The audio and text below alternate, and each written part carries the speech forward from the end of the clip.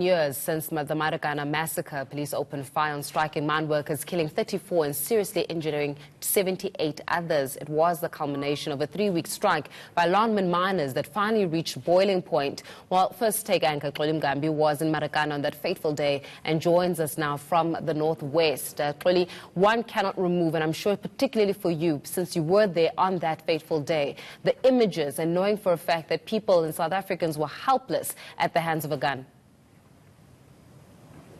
Indeed, Faith, as we remember back the days or remember back the events that unfolded here at the scene of the Marikana massacre, one is taken back to just the events that would have unfolded perhaps hours before. The copy that you probably are seeing right now as the sun begins to rise, that's the scene where the mine workers would gather and they would sit around that hilltop of the stone that you see there, and they would sing songs and will have, of course, in hand their menacing weapons, but really non-threatening, although I've got to point it out, Faith, that 10 people had already been killed, and included among those who were killed were 2 police officers and also the 2 mine security guards who would have been the first to be killed. But Faith, talking about how things have not changed in Marikana, and particularly the events of that day. My colleague Zikona Chona spoke to some of the youth here in Marikana who feel that the events of that day, 16 August 2012, will forever be stained in their minds, and they do not have any glimmer of hope, nor hope for the future, and poverty continues to ground. Let's have a listen to the report she compiled now. It's the eve of the commemoration of the Marikana massacre. The sun shines through what is the saddest memory, not only for this community, but for South Africa. What do those who were children at the time of the tragedy remember about that deadly day?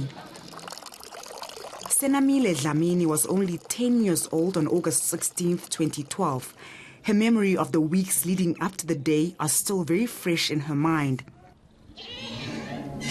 Mama wayehlambi washinga apha emnyango wabe eoneka pha kwabe ibhale yona bidubula pha kwanezinto ezibetha apha emva kwakhe hayi yagqitha ke sahamba sayozichola ezanto xa uthi kuthiwa zii-rubber bullet.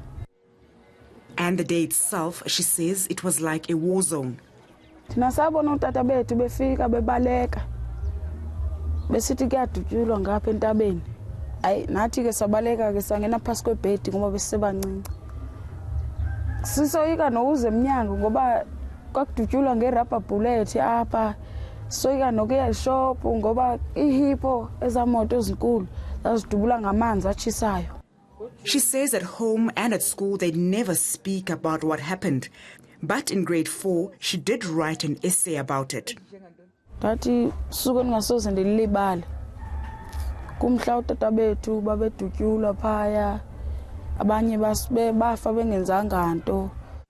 She says life in Marikana has not been the same since.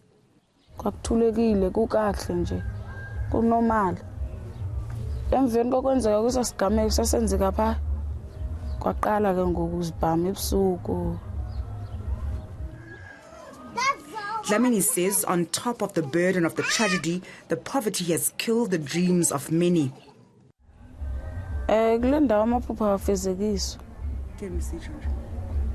Sensitsha akekho umuntu oke wevuba kuthiwa ba uphumelele waya kwizinga eliphezulu hayi. Wena iphupha lakho ukuthi na ndifuna uba ngugqirha. Kodwa andiboni uba lizofezeka nami elo phupha. Onako Ngungwana was 13 years old when the massacre happened. She says Marikana is a place where the past is dark and the future is bleak. Ubom obu-right abukho because most abantu balapha umuntu ozixaba awufuna ucelebrate okanye ukonwaba kwakhe kukuthanda ukusela utywala and akuyondawo lena ukuthi ungahlala kuyo nawe ubomi bakho bonke. She says the images of dead bodies from that day still haunt her. So ndazibona efonini mina endazibona ezinye ne. Abantu balimele omnye ukhona umntata wayelimele konke apha ngasemva uphume amathumbu aphume wephantsi. While both say at the time they could not understand what was really going on, they hold the day very close to their hearts. Zikhona Shona in Marikana.